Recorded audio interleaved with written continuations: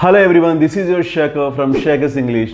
Keep learning, keep practicing, the secret of success. Friends, today I am going to talk about an auxiliary verb, would.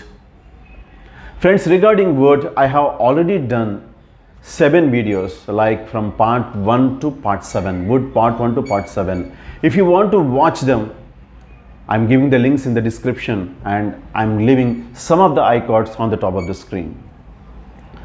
Friends, if this is the first time that you have visited my channel, please subscribe to my channel, and without making any delay, let's get started. Friends, this is would part 8. Here, would is used to express your opinion about something, but you are not sure about it. You are not certain about it. It means you think or hope something is true, although you are not sure about it, although you are not certain about it. So for this purpose, you can use I would say, I would hope, I would think, I would imagine, etc. For example, I would imagine the operation will take about 6 hours. It means here you are giving your opinion that the operation will take about 6 hours.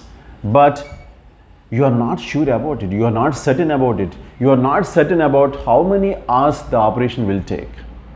Here you believe that something is true. What something here? You believe that the operation will take about 6 hours, right? One more example. I would say he is about 50.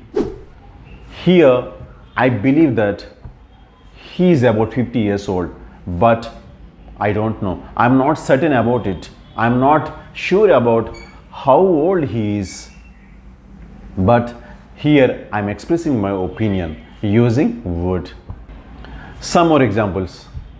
I would imagine the job will take about 2 days.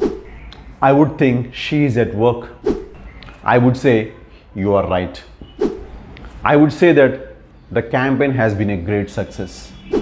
I would hope that you will subscribe to my channel after watching this video. Thank you so much, friends. Have a great day. Bye-bye.